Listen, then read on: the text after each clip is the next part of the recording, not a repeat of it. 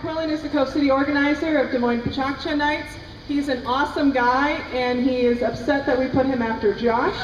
So, let's give Matt a really big round of applause.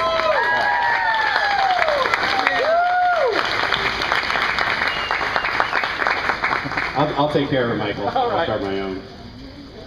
So about 2.5 years ago, I knew nothing about art, period.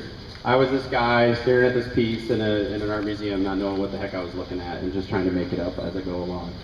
What changed 2.5 years ago is I changed jobs. I went from working for the city of Macon to working for the city of Clive. And one of my responsibilities in Clive is the Public Arts Commission, and is the staff liaison to the Arts Commission, and responsible for all the public art programs and all the public art pieces in the city's permanent collection. So naturally, I had to learn pretty quickly on how to run public art programs, and I started with the city's public arts master plan. And in this master plan, it lays out all the logistics that the city uses for selecting public art, acquiring it, even decommissioning art if they choose to do so, the selection process by which we do art commissions, whether it's through invitation or open call or through a curator. And I learned a lot just from reading that, and also in that master plan it identified various parts of the community. And so I really got a flavor that, you know, for a small suburb, you know, they really had their act together when it came to public art, and so I didn't want to kind of drop the ball. I wanted to keep things moving forward.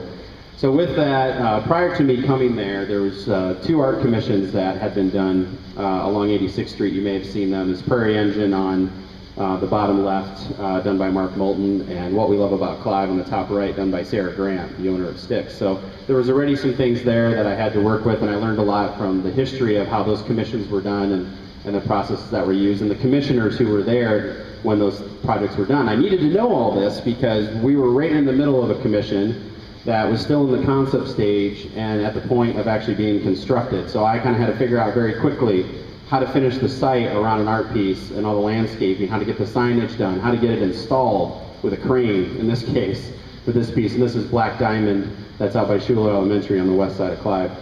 And also I had to learn about public art programs.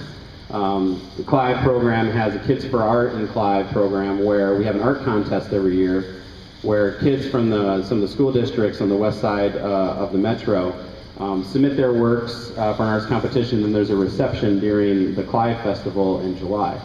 So the winners from that art competition, then their pieces are framed and then hung at Clive City Hall in the lobby, and if you go there today you'll see some of the works from the winners from this year and some amazing art from high schoolers and grade schoolers all the way down to first graders. So some amazing stuff. Also on our programs, I had to learn about how to do an art exhibit. Art Along the Trail is an exhibit that we started last year. This is where the pieces that were in the 2012 program. And I had to learn really quickly how to do an art exhibit, how to do loans of pieces, how to put the agreements together for loans with artists. So I had it's similar to any kind of contract law, but just had to learn very quickly on how to work with artists for temporary 5-month loans. And these are some of the pieces, the next couple slides from our 2013 program, which you can still go out and see along our Greenbelt Trail. There's 6 different locations, and these are all Iowa artists and some of their work and all sculptures. And it's been a very popular program for us, and we've been really happy with it. And it's been so popular that some of our neighboring suburbs, West Des Moines and Urbandale, have kind of used that same template that we built with Art Along the Trail, and have figured out ways to utilize it in their own communities, which we really love to see, just the proliferation of more public art, particularly on the west side of the metro. And we have West Des Moines has an Art Around the Lake program where there's civic campuses with the City Hall and where the Valley Stadium at that lake that's in between the library and City Hall, they have pieces. And then Urbandale has it in Art in the Park where their City Hall and their library is at. So we've been, they've pretty much used our template for how we did it for Art Along the Trail, and that's been really good. Also, at the same point in time, I'm now getting to work on a commission from the very start, from a model that you see on the left to figuring out how to get it located at this intersection you see on the bottom right. And this is a piece or a design that was done by Peter Marasco, who designed that piece on the top right that was in front of the Park Fleur building. This is kind of where we're at in terms of concept. So coming up with a landscaping plan, having a landscape architect draw that up, getting the model actually put into a CAD file so you can do structural engineering, all this detail stuff that you would never think you'd be doing when you're doing a public art program, doing a commission right from the beginning. So I've learned a lot in terms of process. On the personal side, I've joined Art Noir when I came to Clive, and learned a lot there, and learned a lot more about the Des Moines Art Center. And through Art Noir, in their annual meeting earlier this year, Director Fleming did a tour of some of his favorite pieces around the Art Center.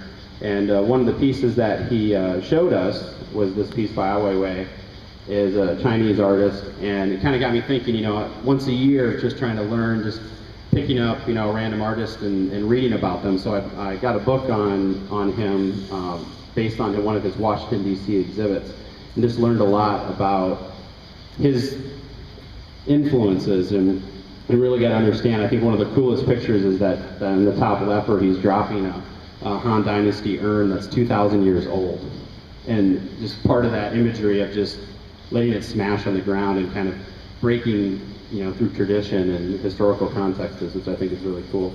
And his love for his country and the political nature of some of his work, and you know, he's been arrested by the Chinese police a number of times. I believe he's still under house arrest now in Shanghai. So it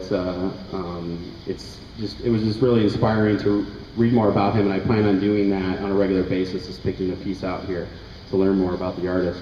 And when I went to New York City, I made a point of going to the Guggenheim Museum and seeing what kind of a real top shelf, amazing art museum looks like. And through all this, I've kind of come to appreciate art on a whole different level, and now I look for ways in my regular job, regular parts of my job in terms of community development, and finding ways to incorporate public art, whether it's in development for the appreciation of our residents and just for the community as a whole, and appreciation for the entire metro area, because we're just one small piece of this big puzzle here that we call Greater Des Moines. So that's it. Thank you very much.